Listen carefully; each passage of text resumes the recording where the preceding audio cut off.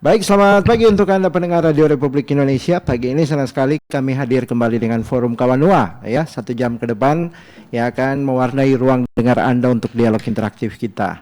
Nah, kali ini sesuai dengan pembahasan yang sudah disampaikan tadi di Baober, pemberitaan kami di pukul 6 dan di pukul setengah 9 tadi sampai dengan jam 9, opini publik, dan sekarang puncaknya yaitu percepatan penurunan stunting, pembahasannya lewat dialog interaktif ini. Jadi Anda juga bisa berpartisipasi bersama kami nanti di line telepon yang kami siapkan untuk Anda ya. Dan juga Anda bisa berinteraksi di Facebooknya RRI ya, bisa langsung berkomentar di situ dan nanti akan ditanggapi oleh narasumber yang sudah hadir bersama kami saat ini. Ada dokter anak, konsultan nutrisi dan penyakit metabolik, ada Pak Bobi Pambudi, Dokter Bobi ya. Selamat pagi Pak Dok. Selamat pagi. Ya, dan ada Kepala Bapelitbang Kota Manado, Dr. Insinyur Lini Tambayong STMSI. Selamat pagi, Dok. Ibu Lini ya, lebih tepatnya. Selamat pagi. Oke. Dan selanjutnya ada Pak Roni Suot, Kepala Bidang Kesehatan Masyarakat Dinas Kesehatan Kota Manado. Selamat pagi, Pak Roni. Ya, selamat pagi. Baik, dan untuk Anda kita membahas terkait dengan percepatan penurunan stunting. Kalau kita melihat pada angkanya, apakah di Manado ini yang benar-benar terjadi penurunan atau tetap pada kondisi untuk datanya dari tahun 2021 ya, menurut dari informasi kami dapatkan, ini stunting mulai merebak di Sulawesi Utara, termasuk bukan cuma di daerah-daerah pelosok tetapi juga di Kota Manado ya. Seperti apa angka dari stunting ini yang ada di Kota Manado? Saya ke Bapelitbang dulu ya. Oke, silakan Bu. Mungkin kita melihat pada kondisi sekarang stunting kan artinya tiba-tiba naik begitu. Oke. Dan apakah sekarang terjadi penurunan? Silakan. Baik. Jadi kalau kita melihat kondisi dari prevalensi stunting Kota Manado, tadi disebutkan dari 2021, kebetulan kami punya data menurut EPPGM. Nah, kalau kita lihat di 2021 prevalensi stunting Kota Manado itu ada di angka 1,54%. Nah, kemudian ini berangsur-angsur turun sampai di 2024, ini status Februari, itu ada di angka 0,42%. Nah, itu 0,42% itu didapat dari jumlah inputan bayi sebanyak 17.472 di puskesmas, ada 16 puskesmas ini dia, dan ditemukan kasus stunting 74 bayi. Itu. Jadi kalau itu dari versi EPPGM. Nah, kemudian kami juga dikagetkan ini dengan ada satu lagi hasil survei dari SKI. Nah, ini yang mengagetkan semua, bukan saja tentunya Kota Manado, tapi menurut cerita dari teman-teman Bapeda di kabupaten kota di seluruh Indonesia, ternyata menurut survei SKI ini terjadi pelonjakan. Nah, termasuk Kota Manado. Kalau capaian dari survei SKI, Kota Manado ternyata ada di angka 21,80%. Namun kedua perbedaan data ini bisa kami tambahkan bahwa kalau dari survei dari hasil inputan EPPGM ketika ditemukan 74 bayi itu kami tahu. Jadi by name by address 74 bayi itu kami tahu. Nah, sedangkan kalau SKI ini harus kami konfirmasi lagi siapakah siapakah bayi-bayi itu, karena sampai saat ini kami belum mendapatkan data by name by address dari hasil survei SKI itu. Oke, dari Dinas Kesehatan seperti apa ini melihat? Iya, jadi sebenarnya kita melihat dua sumber data yang prosesnya berbeda, yaitu pertama dari pemerintah Kota Manado melalui Dinas Kesehatan, dan di sana ada puskesmas, di mana untuk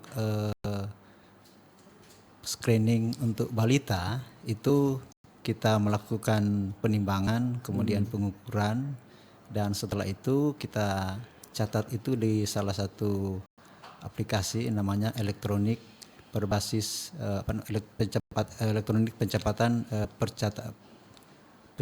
pelaporan berbasis gizi masyarakat (EPPGM).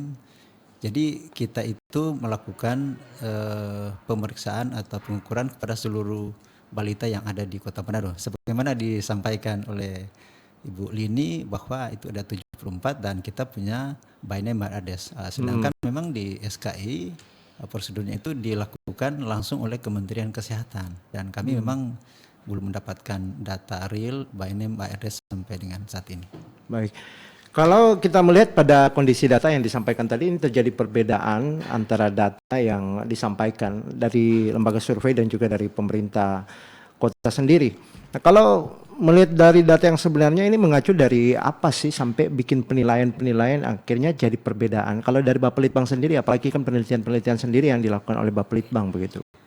Jadi sebenarnya untuk EPPGM ini itu diinput langsung oleh setiap puskesmas yang ada di Kota Manado. Nah, jadi kalau kita melihat ini data real, ini total ada sekitar 17.472 bayi yang terinput. Ini artinya terinput karena melakukan pemeriksaan, ya kan, penimbangan bayi di 16 puskesmas yang ada di Kota Manado.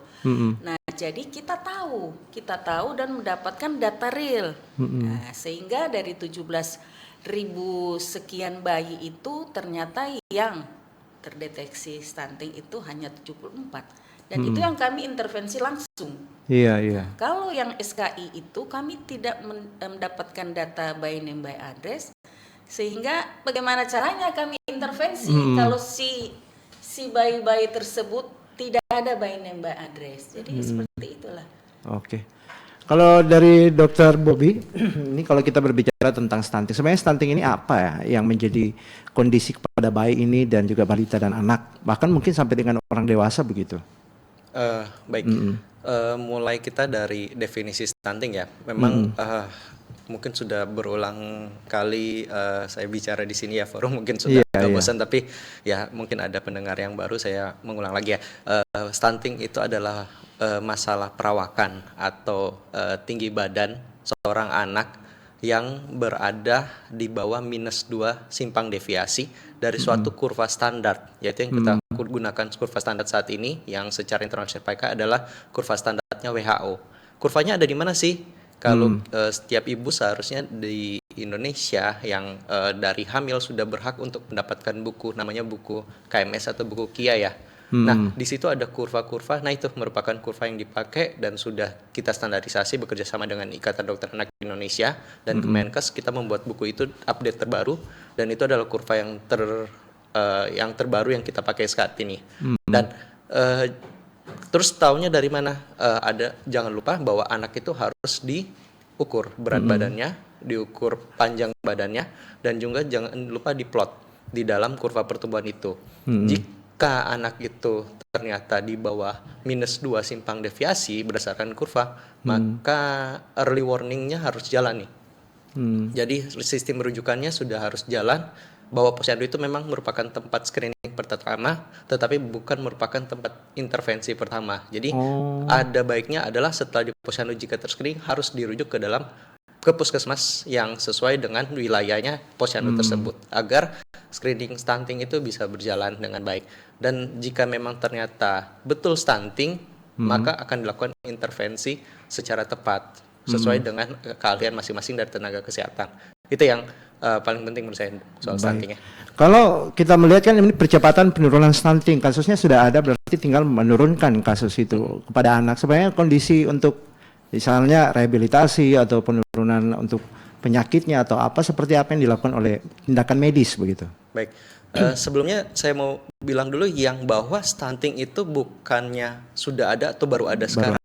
Sebenarnya stunting itu sudah dari zaman dulu, itu sudah ada, begitu. Tetapi mulai menjadi concern WHO dan akhirnya menjadi concern dari Kementerian Kesehatan kita dan juga petinggi kita ya, termasuk Bapak Presiden, Wakil Presiden juga menjadi concern.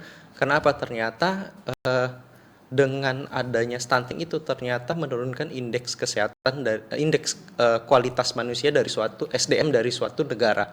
Karena itu menjadi concern sangat besar dari suatu negara. Tetapi kenapa stunting itu baru muncul sekarang di Indonesia? Karena standar pengukuran kita itu berbeda. Mungkin pada zaman dulu ya, saya nggak mengkritik pemerintahan zaman dulu. Mungkin kalau ke posyandu, kadang-kadang berat badan dan tinggi badan itu tidak diukur secara baik. Nah, sejak concern tentang stunting, pengukuran itu menjadi lebih baik sehingga angkanya tiba-tiba melonjak, yang dulunya mungkin bisa dibilang Indonesia nol, katanya nol gitu, karena nggak pernah diukur. Nah, begitu diukur ternyata angkanya tinggi. Loh, angka tingginya berbahaya nggak?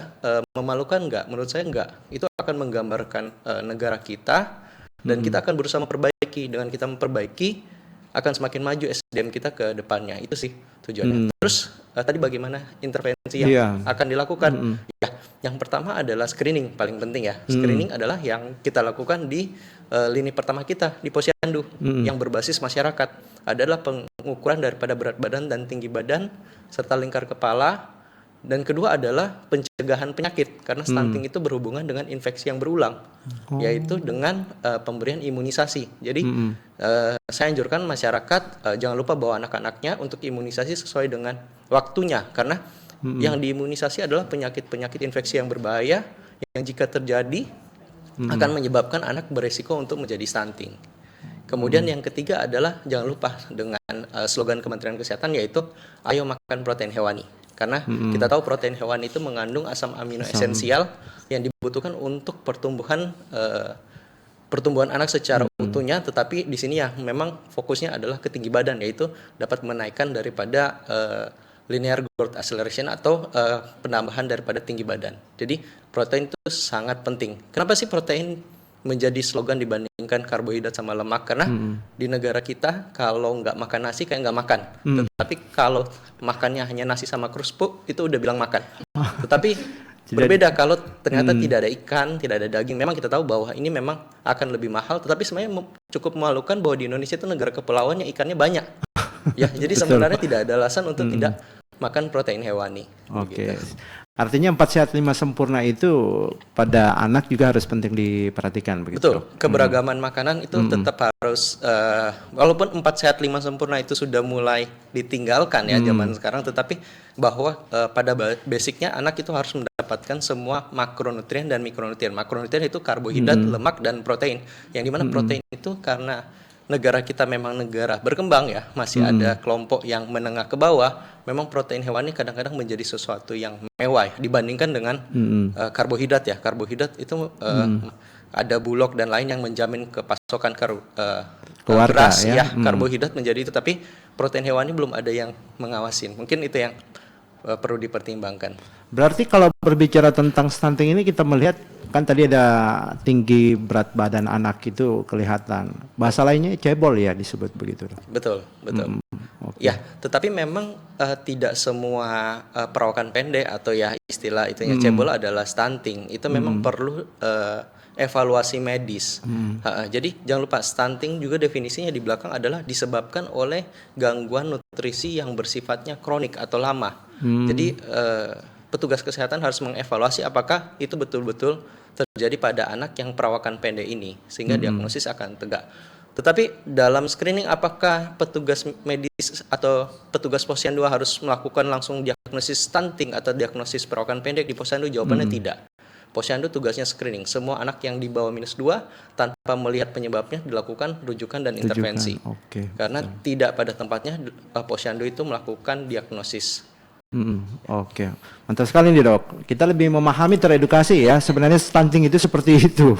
Dan bagaimana kemudian ini sudah ada program-program juga yang dilakukan oleh pemerintah Kota Manado. Belum lama ini juga ini sudah di launching begitu oleh wali kota ya dan wakil wali kota terkait dengan program stunting di Kota Manado, peluncuran program intervensi stunting ya. Dan ini sudah bisa memberi salah satu pemahaman bagaimana kemudian pencegahan stunting itu dilakukan bersama-sama ya, pemerintah dan juga masyarakat. Ini disebut katanya launching insting Permata Ars ya, betul seperti itu ya. Dari Dinas Kesehatan? Iya. Jadi kalau kita melihat bahwa sesuai dengan surat dari Menteri Dalam Negeri, di mana bulan Juni ini kita melaksanakan intervensi serentak untuk pencegahan stunting dengan sasaran-sasarannya adalah calon pengantin, kemudian ibu hamil dan balita. Jadi ketika kita melakukan pengukuran atau penimbangan, maka kita akan mendapatkan ibu atau anak balita itu yang tadi seperti tadi dikatakan hasil screeningnya mungkin stunting. Kemudian kita lakukan lanjutan yaitu intervensi. Nah, kalau kita merujuk peraturan Presiden nomor 72 tahun 2001, di situ ada 2 kategori intervensi. Ada intervensi spesifik dan ada intervensi sensitif. Nah, kalau kita melihat bahwa intervensi sensitif itu sebenarnya kontribusinya 30%, sedangkan intervensi spesifik itu yang 70%. Nah, kalau kita lihat di sini intervensi apa yang kita lakukan khususnya dari Dinas Kesehatan, karena sasarannya adalah ibu hamil, tentu ketika kita melihat bahwa hasil pengukurannya ternyata ada ibu hamil yang kategori berisiko, seperti ibu hamil yang dengan kategori kekurangan energi kronik atau KEK, maka kita akan lakukan namanya pemberian makanan tambahan. Kemudian yang kedua adalah kalau kita juga melihat dan mendapatkan balita yang kategori tadi stunting atau pendek, maka kita akan lakukan tindak lanjut adalah pemberian makanan tambahan ataupun kita lakukan rujukan kasus ke rumah sakit untuk melakukan intervensi lebih mendalam atau lanjutan. Baik. Kami akan kembali untuk Anda pendengar ya. Topik pembahasan kita masih dengan percepatan penurunan stunting. Anda bisa bergabung di line telepon dan juga berinteraktif di streamingnya kami lewat Facebook fanpage-nya RRI ya. Langsung di situ Anda bisa cari RRI Manado dan ada dialog interaktif yang sementara siarkan langsung ya. Bisa berkomentar di situ dan kami akan kembali untuk Anda selepas kita akan ikuti jeda komersial break berikut ini. Pro 1. Pendengar, kita berbicara masih dengan percepatan penurunan stunting ya, dan Anda sudah bisa berinteraktif bersama kami. Line telepon kami sudah buka di 082195835080 dan juga untuk Anda bisa langsung berkomentar di streamingnya RRI sekarang ini. Untuk halaman fanpage-nya di Facebook ya, bisa cari di situ RRI Manado dan langsung melihat untuk dialog interaktif kita ya. Dialog interaktif kita di pagi ini. Dan kami sudah ada yang bergabung lewat WhatsApp, tapi kami baca dulu untuk chattingan ya. Dari Ibu Mila di Wanasa, pertanyaan untuk Dr. Pambudi, minta dijelaskan lebih detail tentang pemanfaatan protein hewani lebih khusus untuk empasi ya. Baik.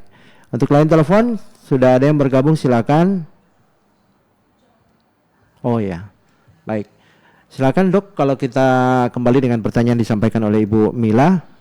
Ini terkait dengan dijelaskan katanya lebih detail tentang pemanfaatan protein hewani, lebih khusus untuk empasi. Baik, terutama pencegahan stunting itu terutama di 2 tahun pertama kan. Nah, bagaimana cara pemberian protein hewani di 2 tahun pertama? Baik, kita mulai dari usia 6 bulan pertama. Di usia 6 bulan pertama, protein hewani apa sih yang dikasih? Jawabannya adalah ASI. ASI itu adalah dari susu ibu ya, yang berasal dari ibu daripada anak tersebut, dan sebenarnya ASI adalah protein hewani yang kualitasnya baik. Di sini hewaninya bukan berarti ibunya adalah itu, tapi kita memang adalah dari ASI-nya ya. Variasi daripada makhluk hidup di mana makhluk hidup yang menghasilkan susu ya, itu akan memberikan asupan sesuai dengan genetik dari makhluk itu. Jadi ada susu harusnya menyusui sapi ya. Kalau sapi harusnya menyusui sapi. Begitu juga dengan seorang manusia harusnya menyusui anaknya. Di mana kualitas daripada air susu ibu merupakan suatu produk yang kualitas asam amino esensialnya itu berkualitas tinggi. Itu yang menjadi salah satu syarat daripada protein hewani. Nah, bagaimana di usia 6 sampai 24 bulan kita akan mengenal dengan namanya makanan pendamping ASI, di mana kapan MPASI itu mulai, di mana ASI itu sendiri sudah tidak cukup untuk memenuhi kecepatan tumbuh daripada seorang anak tersebut. Ya, di situ maka kita akan masuk di mana di sini protein hewani menjadi lebih penting. Jadi slogan protein hewani sebenarnya 6 sampai 24. Tapi kalau ditanya, loh kok 6 bulan pertama tidak ada protein hewani, tapi sebenarnya di situ ada air susu ibu gitu ya, ASI. Nah, di 6 sampai 24 bulan maka kita akan memulai dengan protein hewani ya. Di mana protein hewani kita kenalkan sesuai dengan teksturnya, yaitu apakah dia pure di 6 sampai 9 bulan atau dengan smash gitu, atau kita bilangnya bubur saring ya, atau 9 sampai 12 bulan yang sudah mulai dengan bubur kasar, atau kita bilang chop atau mince daripada tekstur daripada MPASI-nya. Di mana salah satu bahan baku dari pembentukan MPASI itu adalah protein hewani. Protein hewani itu apa? Itu berasal dari hewani tentunya, yaitu salah satunya itu ikan, daging, daging baik daging sapi, daging ayam, kemudian juga ada yang penting adalah telur, karena telur juga memenuhi kualitas protein hewani, dan satu lagi sebenarnya susu ya, susu, baik susu dari hewan lain yang dimana sudah bisa diberikan di atas setahun begitu. Rekomendasi WHO juga mengatakan bahwa susu dari hewan ini boleh diberikan di atas setahun, tetapi kita harus hati-hati bahwa jika ASI masih ada maka ASI itu boleh diteruskan. Rekomendasi WHO ASI boleh diteruskan sampai usia 2 tahun, bahkan dalam rekomendasi yang 2023 adalah bisa lebih, dibilangnya beyond. Berarti bisa diberikan. Tetapi kita harus pantau juga, selain kita memberikan asupan, kita harus pantau juga adalah pertumbuhan. Ya. Jika ternyata terjadi penyimpangan pertumbuhan dari kurva yang ada di buku KIA atau KMS, maka kita harus lakukan evaluasi. Dan jika memang dari ayah bunda itu memang bingung ini penyebabnya apa, itu harus berkonsultasi dengan tenaga medis yang terlatih di bidangnya, baik dari petugas di puskesmas atau di rumah sakit atau dietitian yang ada di puskesmas setempat. Itu wajib dilakukan jika terjadi penyimpangan pertumbuhan. Dan jika ternyata 2 minggu jika tidak bisa terjadi perbaikan, maka akan naik ke dokter anak gitu untuk intervensi yang lebih advance. Jadi itu yang paling penting, yang protein hewani tadi yang saya kasih contoh, dan pastikan di setiap makan itu ada. Di setiap sesi makan itu mengandung protein hewani. Jadi tetapi tidak hanya protein hewani ya. Saya juga punya pasien kemarin, karena dia dengarnya slogan ayo makan protein hewani, dia hanya dikasih protein hewani. Apakah itu baik? Jawabannya tidak juga. Ternyata tetap terjadi penyimpangan pertumbuhan juga. Jadi tetap harus ada karbohidratnya, lemaknya, protein, dan juga berbagai mineral dan vitamin. Ya, mikronutrien. Ya, itu harus lengkap dalam setiap makanan dari anak kita. Oke, dipahami ya Ibu Mila yang ada di Wanasa, ini juga teredukasi dengan baik begitu ya, pemahaman terkait dengan stunting, dan barangkali sedikit penanganannya juga ya, ketika Anda bisa melihat ciri-ciri anak terjadi perubahan secara fisik itu bisa dengan cara-cara demikian.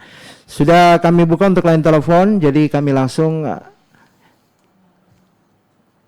bisa berinteraksi langsung di 082195835080 untuk yang mau bergabung di line telepon ya. Untuk Facebook kami tetap akan menjawab. Di sini hanya memberikan jempol maupun untuk emoticon lain. Selamat pagi RRI. Halo, selamat pagi RRI Pro 1. Selamat pagi, dengan Ibu siapa dan dari mana Ibu? Dengan Ibu Femi di Kombos. Ibu Femi di Kombos. Oke. Silakan Ibu Femi. Ya, Dok. Karena pengalaman saya di era 19 kita melahirkan menikah kudus dan dengan paipua. Nah, kita masih parubaya belum stunting ini dia. Tapi kita sejak perspektif kehidupan saya ke depan itu masih Prof. Kando masih Gunung Wenang. Nah, ada satu dokter juga kita kenalan, Dokter Tumoka. Nah, kebetulan DP berteman dengan saya. Nah, kita mau tanya, itu kan DP zaman sebelum dan dokter itu dia. Nah, dia. Ibu mungkin bisa mencari posisi yang tepat untuk komunikasinya, karena di sini terputus begitu suaranya. Soalnya kok hujan. Oke. Kita balik-balik, tapi kita bayi itu no komen dia meninggal. Bagaimana dan ke depan itu supaya menjadi ibu rumah tangga yang baik ke depan, untuk solusinya konsumsi memang kita tahu karena kita ambil juga bidang keperawatan. Tapi ke depan itu kita kan masih baru parubaya, jadi ya mengerti akan kehidupan itu karena masih baru mata. Jadi ya biar le dokter so bilang beberapa kali kalau lalamu lu joni ndak le dokter lalamu so kita percaya karena kesehatan itu menjamin itu ke depan supaya ketu menjadi yang terbaik di tengah-tengah kehidupan keluarga. Supaya mau makan konsumsi susu 4 sehat 5 sempurna itu ditargetkan itu yang menjadi target. Oke. Nah, terima kasih Jo itu ke depan supaya menjadi dokter yang baik, perawat yang baik di kehidupan, apalagi di Rumah Sakit Prof. Kando Indonesia, kawasan Indonesia Timur. Terima kasih. Ya, terima Shalom, kasih. damai di hati. Damai di hati untuk Ibu Feni yang ada di Kombos ya. Di belakangnya Ibu Feni, silakan yang mau bergabung lagi. Kami tahan dulu untuk yang pertanyaan pertama untuk dijawab ya. Ke penelpon dulu kedua, ketiga untuk setiap sesinya. Selamat pagi RRI. Iya, selamat pagi, dengan siapa dan dari mana? Ya, selamat pagi. Dengan siapa, Pak? Kristo. Oh, Kristo. Oke. Pak Kristo, silakan Pak Kristo.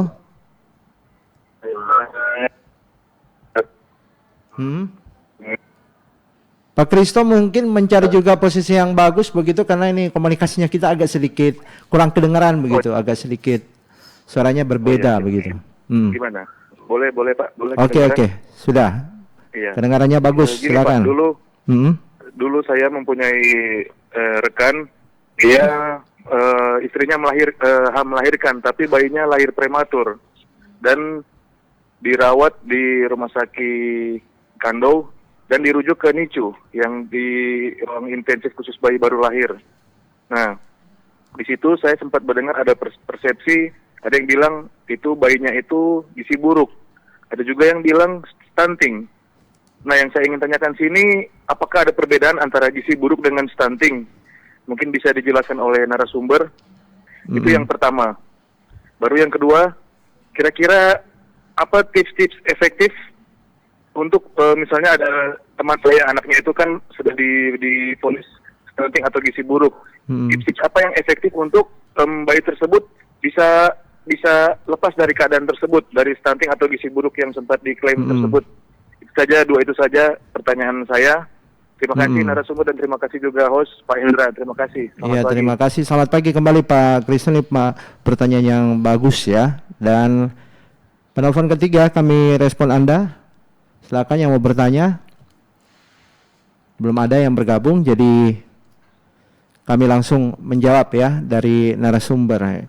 Ini kayaknya semua menuju ke dokter ya.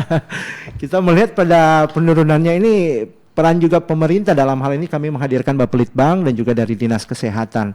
Ke Pak Dokter, ini tadi keluhan dari Ibu Feni, ini terkait mungkin edukasi penting terkait dengan bagaimana kemudian anak di zaman dulu dilahirkan dan di zaman sekarang juga begitu. Dan ini pelayanan di rumah sakit juga seperti apa? Baik, terima kasih pertanyaan yang sangat menarik juga ya. Supportnya juga buat kita tenaga kesehatan, perawat, dokter, ahli gizi dan lain-lain itu sangat baik ya dari Ibu. Doakan kami tentunya. Tentunya pelayanan sekarang dibandingkan dulu, jawaban saya pasti lebih baik ya. Keilmuannya semakin meningkat, teknologi juga semakin baik, maka jumlah kematiannya kita harapkan juga semakin menurun. Tapi memang masih merupakan tantangan. Dan juga dulu kok kelihatannya tidak terdengar ada kematian, tidak ada itu karena dulu sumber informasi terus teknologi informasi itu masih belum berkembang. Jadi sebenarnya kejadiannya masih sama tingginya atau bahkan sekarang itu sudah lebih turun dari yang dulu, cuman tidak tergambarkan karena dulu tidak ada data. Sama kayak stunting. Stunting itu datanya baru mulai ada di 2013 ya kalau nggak salah dengan ada, tapi sebelumnya 2008 kayaknya mulai ada. Tetapi sebelumnya stunting itu ada, tetapi tidak terdata karena pengukurannya itu tidak dikumpulkan. Sama mungkin dengan data-data kematian daripada ibu dan anak. Jadi mungkin sekarang itu kelihatannya meningkat, tetapi sebenarnya menurut saya dengan teknologi intervensi sekarang itu harusnya menurun. Tetapi memang kita tidak punya data real ya, karena data lama itu tidak ada. Jadi mudah-mudahan akan semakin lebih baik ya. Iya, ini ada Pak Kristo juga. Ini kita ke pertanyaan berikutnya dari Pak Kristo. Katanya ini melahirkan anak ini prematur, dirujuk ke NICU, dan apa yang menjadi perbedaan gizi buruk dan stunting ini. Juga kemudian di sini ditanyakan tips efektif bisa lepas dari stunting gitu. Baik. Pertanyaannya apa beda diagnosis gizi buruk dan stunting ya? Sebenarnya saya mau cerita dulu bahwa sebenarnya stunting itu tidak tiba-tiba terjadi stunting pada anak itu, tidak tiba-tiba didiagnosis stunting. Sebenarnya ada perjalanan yang terjadi. Biasanya stunting itu terjadi dari apa? Betul, sebenarnya akar mula stunting itu adalah dari gangguan gizi. Ya. Kalau anak prematur seperti yang dikatakan tadi? Ya, termasuk anak prematur itu mempunyai resiko untuk gangguan gizi. Karena apa? Maturitas atau kematangan daripada sistem menelan, atau kita bilang oromotor, itu belum matang pada bayi-bayi prematur, sehingga kadang-kadang perlu intervensi. Mereka tidak seperti bayi matur yang dikasih minum kadang-kadang menetek dengan sangat bagus gitu, dengan baik, minum dengan sangat rakus. Tetapi pada bayi-bayi prematur karena kematangan dari sistem sarafnya masih belum matang, kadang-kadang dibilangnya malas minum. Nah, sebenarnya bukan malas minum karena bayi itu tidak bisa, tetapi jawabannya belum bisa. Dan itu selama bayi belum bisa, kita harus intervensi oleh seorang tenaga medis, yaitu seorang dokter ahli bayi, ya, dokter anak yang ahli bayi itu harus diintervensi agar pertumbuhannya baik. Tidak semua bayi prematur akan menjadi stunting, tidak semua bayi prematur akan menjadi gizi buruk. Gitu. Kemudian tadi tipsnya ini kalau perjalanannya setelah dia, jadi anak itu bisa tidak naik berat badan dulu, kemudian menjadi gizi kurang kalau tidak diintervensi bisa menjadi gizi buruk, atau bahkan terakhir menjadi stunting. Jadi pada saat tubuh kekurangan asupan kalori, pertama yang diberhentiin adalah penambahan berat badan. Jika berat badan sudah tidak nambah, baru akan tubuh mengurangi laju pertambahan tinggi badan. Dan yang terakhir sebenarnya yang kita takutin adalah kalau tinggi badannya sudah diberhentiin, maka dan pemberian kalorinya masih kurang, akan diberhentikan adalah pertumbuhan dari lingkar kepala yang menggambarkan dari volume otak. Itu yang kita takutkan. Jadi sebenarnya kenapa stunting jadi heboh sekali, karena yang hasil akhirnya yang kita takut yaitu berhentinya pertumbuhan daripada otak yang maksimal, sehingga kapasitas kerjanya nanti di kemudian hari akan menjadi kurang baik. Kemudian bagaimana diagnosis stunting sama gizi buruk, yaitu kita menggunakan kurva. Kalau stunting kita menggunakan kurva tinggi badan berdasarkan usia dari WHO. Kalau gizi itu kita menggunakan kurva berat badan berdasarkan tinggi badan. Di buku di WHO juga, dan semua grafik itu ada di buku KMS dan KIA. Ya. Dan kemudian intervensi ya, terakhir agak panjang, maaf ya. Intervensi anak yang prematur, ya tadi seperti saya bilang bahwa anak prematur itu adalah suatu kondisi khusus begitu. Jadi dia tidak seperti anak yang matur, yang lahirnya aterem atau cukup bulan, yang kualitas daya hisapnya, kemudian daya cernanya sudah baik. Kadang-kadang prematur itu membutuhkan intervensi. Jadi jika punya anak prematur memang harus didampingi atau dilakukan terapi dengan tenaga ahli profesional, ya, di mana bisa dokter anak atau dokter anak subspesialis bayi atau dokter anak subspesialis nutrisi. Dan memang pada bayi yang BBLR dan prematur itu resiko terjadi gangguan gizinya sangat tinggi. Jadi sebenarnya kalau di luar negeri bayi-bayi seperti ini kita bilangnya bayi high risk, bayi beresiko tinggi, dan itu harus dipantau ketat, gitu. Tidak boleh dibiarkan pertumbuhannya tidak baik. Baik, ini saya sendiri langsung paham ya terkait dengan stunting yang disampaikan oleh Pak Dokter. Dari Bapak Litbang sendiri, ini kan sudah ada penanganan medis yang sifatnya perlu diperhatikan oleh dari ibu ke anak juga ya, bagaimana pertumbuhan gizi anak itu harus diperhatikan. Kalau penelitian atau pendataan yang dilakukan sendiri oleh Bapak Litbang seperti apa? Apakah hanya melihat dari angka dari puskesmas pelaporan yang ada, terus itu menjadi data saja, siap, berarti penjagaannya seperti ini begitu penurunannya, atau ada untuk bagaimana kemudian pemberian dalam bentuk makanan-makanan kepada bayi dan anak dan juga kepada orang tuanya begitu, yang harus dilakukan penelitian khusus supaya benar-benar upaya pencegahan itu dilakukan secara terpadu begitu. Silakan. Baik, jadi khusus untuk Kota Manado, intervensi serentak ini juga sebenarnya sudah merupakan inovasi di Kota Manado, di mana kami melaksanakan intervensi baik spesifik maupun sensitif itu di 3 tahapan. Tahapannya atau 3 masa atau periode seperti ini. Jadi di tahapan yang pertama kita intervensi mulai dari remaja. Nah, remaja sampai calon pengantin. Pernikahan usia dini ya. Jadi itu kita sudah melaksanakan intervensi baik spesifik maupun sensitif. Kenapa? Karena kita harus menyiapkan si anak remaja yang cenderung kalau si perempuan kan sudah mendapatkan menstruasi, jadi dia suka anemia. Nah, jadi untuk mencegah anemia itu tentu harus ada intervensi berupa tablet penambah darah dan lain-lain. Kemudian ini yang harus menjadi perhatian juga untuk calon pengantin.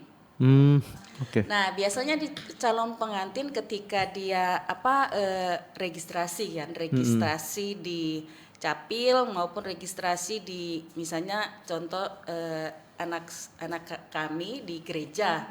Nah, di gereja itu untuk persiapan pernikahan itu harus ada prakonseling bukan cuma untuk menyiapkan dari segi agama, tetapi untuk persiapan juga, ya kan, bagaimana konseling menyiapkan nanti si ibu akan hamil nantinya, itu harus dilakukan. Jadi itu merupakan juga satu kegiatan preventif dan promotif. Ternyata itu penting, jangan hanya kita melakukan intervensi setelah bayi itu lahir. Nah, gitu. Kemudian tahapan yang kedua itu kita intervensi di 1000 hari pertama kehidupan. Nah, itu kita intervensi kemana saja.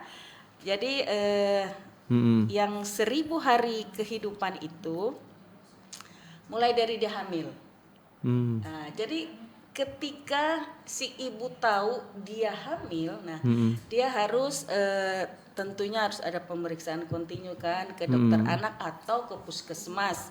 Nah, di situ juga kalau pemerintah itu membantu di puskesmas itu untuk pelayanan khusus ibu hamil ada. Nah, itu juga kita intervensi tentunya dengan pemberian antenatal care. Kemudian di puskesmas juga sudah ada alat USG. Jadi jangan khawatir kalau mau USG harus ke dokter anak atau. Nah, di puskesmas kita sudah dilengkapi untuk alat-alat untuk kebutuhan ibu hamil.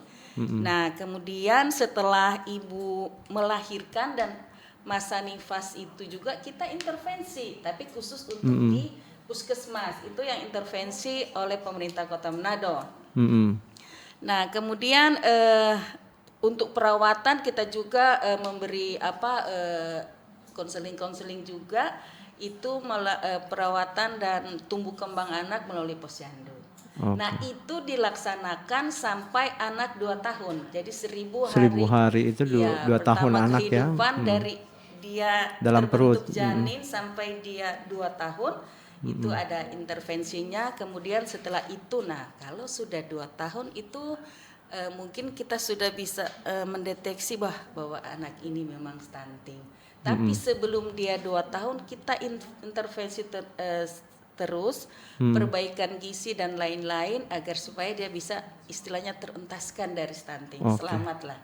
Nah, setelah 2 tahun dan seterusnya masih tetap ada posyandu yang itu dilaksanakan melalui puskesmas dan di kelurahan-kelurahan. Baik. Seperti itu. Mantap sekali nih ya yang menjadi penjelasan upaya preventif ini saya lebih tertarik juga ya karena memang sudah dilakukan sebelum ini terjadi yang namanya pertumbuhan anak ini dan juga dia di dalam kandungan ini sudah diperhatikan terkait dengan moral juga dan juga rohani dari seorang orang tua ya lebih khususnya apalagi mereka yang memilih untuk pernikahan dini begitu dan pada usia remaja melakukan pernikahan ya. Dan saya ke Dinas Kesehatan Bapak menanggapinya seperti apa nih pelayanan rumah sakit yang menjadi edukasi juga yang disampaikan oleh Bu Feni dan juga Pak Kristo ini terkait dengan efektif bisa lepas stunting yang menjadi program pemerintah lewat Dinas Kesehatan. Ya, terima kasih. Jadi menjawab dulu kedua penanya. Yang pertama dari Ibu Femi dari Kombos. Saya senang melihat tanggapan Ibu karena ternyata di sini peran Ibu ini jadi suatu yang sangat penting karena Ibu itu adalah bisa melihat bagaimana kebutuhan gizi daripada anggota rumah tangga, lebih khusus ke bayi atau balita, dan ini adalah suatu contoh atau teladan yang bisa kita lihat bahwa ibu ini juga atau ibu rumah tangga ini menjadi peran pokok dalam mengatasi stunting. Itu yang pertama. Yang kedua adalah terkait dengan Pak Kristo, kaitannya dengan status gizi buruk dan gizi dan stunting. Ya, saya senang tadi melengkapi dari penyampaian dari Dr. Bobi bahwa memang kita harus ada suatu kewaspadaan dini. Kalau anak balita kita setelah diukur, ditimbang ternyata tidak terjadi kenaikan berat badan setiap bulan, itu adalah tanda bahwa kita harus waspada. Jadi ada suatu kewaspadaan ini bahwa kita harus lakukan segera pemantauan lebih insentif, apalagi ada mungkin penanganan khusus. Ya. Kenapa? Karena kita tidak menginginkan ketika dia tidak naik berat badan per bulan sampai dia bisa ke gizi kurang. Nah, itulah sebabnya gizi kurang itu juga akan mengarah ke gizi buruk. Nah, gimana sampai ke stunting? Faktor-faktor tadi atau status-status tadi, gizi buruk, gizi kurang atau tidak naik berat badan itu kalau kita tidak waspada atau tidak intervensi, maka dia akan menuju ke stunting. Nah, kemudian kaitannya dengan tips tadi, ya. Jadi melengkapi saja yang disampaikan oleh Dr. Bobi bahwa ya intinya bahwa kita tidak menginginkan sampai ke balita stunting. Tentunya kita harus melakukan suatu pemantauan dan penilaian atau pengukuran tinggi badan dan seterusnya. Nah, oleh karena itu ketika kita melihat bahwa ternyata ada suatu kewaspadaan dini kita yang tinggi sehingga mendapatkan status balita tadi, maka harus dilakukan satu intervensi. Ya, seperti yang kita tahu bahwa kalau misalnya balita itu tidak naik berat badannya, maka segera dilakukan intervensi gizi. Misalnya kita memberikan makanan tambahan, ya seperti tadi disampaikan, apakah susu atau protein hewani. Kemudian juga sama halnya dengan ketika kita mendapatkan balita itu yang statusnya dari gizi kurang. Nah, itu juga ada tata laksana, itu penanganan apalagi gizi buruk sehingga kita tidak ke stunting. Nah, kemudian tadi melengkapi penyampaian dari Pak Pelit Pangda bahwa kita melihat bahwa intervensi ini sebenarnya dalam rangka juga untuk pencegahan. Nah, kita tahu bahwa tadi disampaikan ada intervensi spesifik, tapi kita juga tahu ada intervensi sensitif. Intervensi sensitif itu biasanya kita melihat keberadaan daripada tempat tinggal, misalnya tentang kebutuhan airnya atau kebutuhan zamannya, kemudian perilaku mereka. Itu juga harus pola hidup sehat ya, dari pola hidup lingkungan sehat itu juga ya. menentukan, dan itu juga akan memicu ketika kita tidak perhatikan sehingga tidak terjadi penurunan. Nah, kemudian tadi saya senang tadi penyampaian dari Ibu Lini bahwa kita harus melihat sasaran daripada pencegahan untuk penurunan stunting ini adalah atau percepatan penurunan stunting ini adalah siklus hidup tadi, mulai dari remaja, kemudian calon pengantin, kemudian ibu hamil sampai ke bayi balita. Nah, kalau kita lihat tadi saya melengkapi saja Ibu. Jadi ketika misalnya dari remaja ya, remaja putri khususnya, kita di Kota Manado melalui puskesmas itu ada intervensi melalui pemberian tablet tambah darah di sekolah SMP atau SMA SMK. Itu diberikan untuk satu remaja putri itu 1 minggu 1 kali selama 26 minggu. Ya, kemudian ketika masa calon pengantin, ya, kita juga melakukan edukasi kaitannya dengan imunisasi TT. Kemudian ibu hamil itu sudah disampaikan tadi, tapi saya melengkapi. Ketika misalnya bayi yang dilahirkan itu 0 sampai 6 bulan itu harus kita pastikan dia betul-betul sebagai bayi yang menyusui ASI. ya, ASI murni, jadi tidak diberikan tambahan apapun. Kemudian terkait juga dengan kebutuhan imunisasi dasar tadi. Jadi itu penting juga untuk mencegah penanganan stunting. Di samping itu ketika misalnya kita melihat anak usia 6 sampai 23 tahun, makanya tadi disampaikan oleh dokter bahwa kita harus antisipasi juga dengan makanan pendamping ASI. Jadi tetapi ASI itu yang lebih utama. Yang namanya pendamping berarti itu cuma tambahan. Jadi tidak mengecualikan makanan lain ya. Jadi ASI itu tetap kita lanjutkan. Kemudian tadi saya ulangi lagi bahwa kalau terjadi gizi kurang berarti juga ada satu tambahan asupan gizi yang sesuai, apalagi gizi buruk. Saya kira itu jadi intinya intervensi itu ada intervensi spesifik, biasanya itu pengaruh penyebab langsung, nah itu dilaksanakan oleh dinas yang terkait, kemudian yang intervensi sensitif itu juga penyebab tidak langsung dilaksanakan oleh oleh dinas badan terkait. Baik. Kita ke penelpon lagi yang mau bergabung. Anda yang mau bertanya, kami masih membuka di line telepon untuk kali ini di sesi terakhir ya.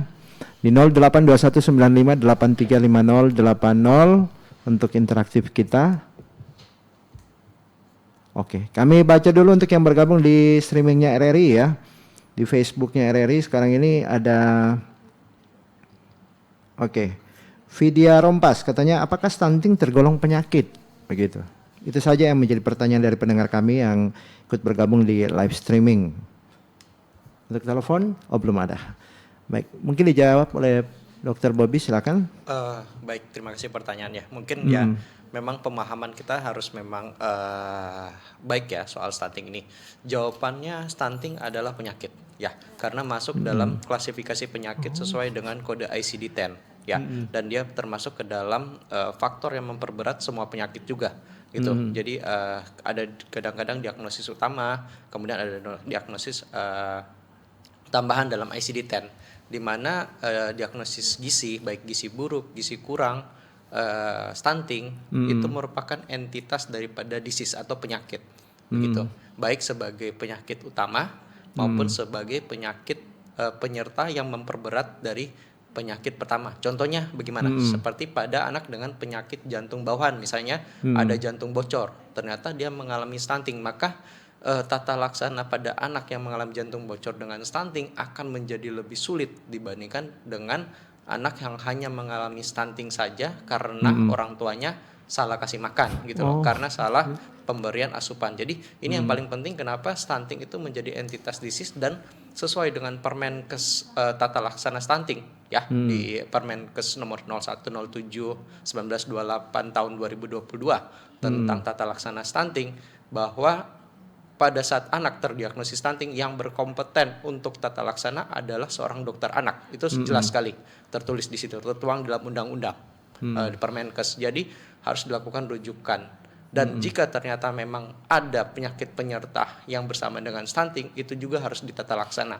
Karena kalau stunting dengan penyulit, seperti ada penyakit jantung bawahan, ada penyakit kuning, kemudian ada penyakit hati, itu mau dikasih makan seperti apapun, itu akan susah naik, begitu, akan susah membaik. Jadi itu yang pentingnya kenapa stunting itu menjadi suatu entitas disease, karena tidak hanya diintervensi dengan makan saja, ya, kadang-kadang harus diintervensi secara medis. Gitu. Oke. Tapi kalau faktor lingkungan seperti yang dikatakan tadi oleh Dinas Kesehatan, seperti itu juga itu akan mempengaruhi begitu, Dok? Betul. Jadi kita sebagai makhluk hidup ya, suatu penyakit itu akan dipengaruhi oleh tiga hal, yaitu kita sendiri, yang kalau di dalam ilmu kesehatan masyarakat akan dibilang host, ya. Kemudian juga ada faktor atau juga ada parasit, jadi seperti penyakitnya, dan juga yang ketiga adalah environmental ya, atau lingkungan. Jadi kalau misalnya anak itu berada di dalam keluarga yang cukup padat nih, anak-anak banyak, satu rumah terdiri dari misalnya 4 kepala keluarga, 12 orang dalam satu rumah itu, maka itu environmentalnya atau lingkungannya tidak baik, sirkulasi udaranya tidak baik. Jika satu anggota keluarga sakit, maka semua anggota keluarga akan terkena sakit, dan yang terdampak paling banyak adalah balita ya. Kemudian apa? karena lingkungan juga termasuk ekonomi. Membiayai anak-anak dalam satu rumah yang besar, yang rumah kecil dengan anggota keluarga banyak itu akan menjadi susah.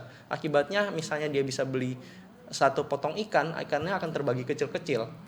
Nah itu yang menjadi faktor lingkungan. Gizi juga ada di situ ya, makanannya. Kenapa akibatnya anak itu menjadi lebih mudah untuk menjadi stunting. Jadi itu peran dari lingkungan sangat penting. Dan iya betul, intervensi sensitif dan spesifik harus berjalan dua-dua.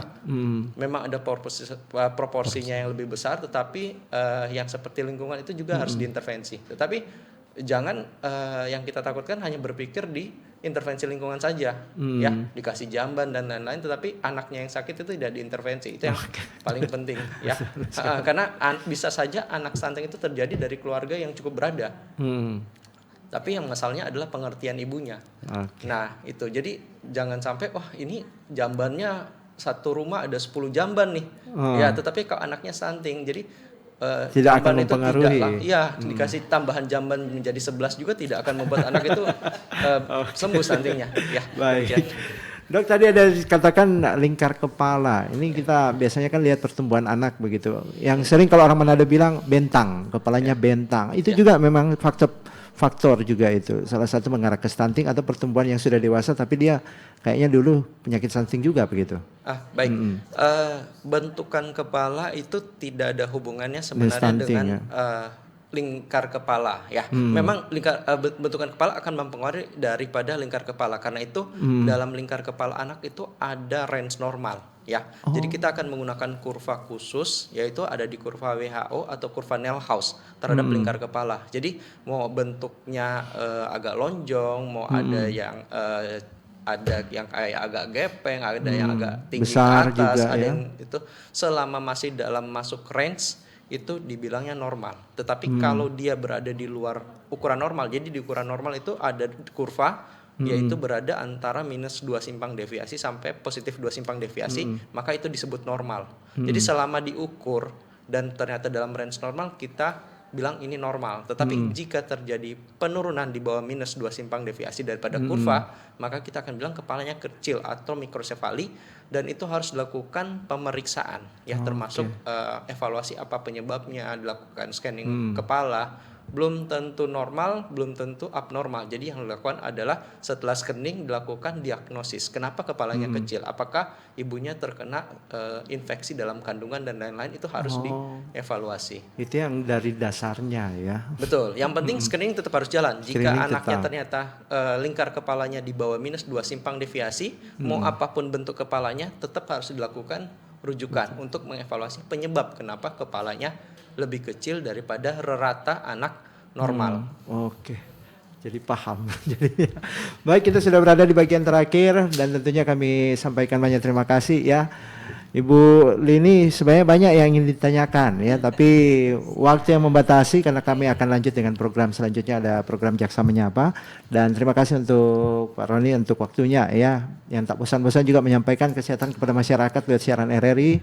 Dr. Bobby ini edukasinya penting sekali dan bagus sekali juga untuk saya secara pribadi, dan barangkali ini juga berdampak pada masyarakat yang mendengarkan ya.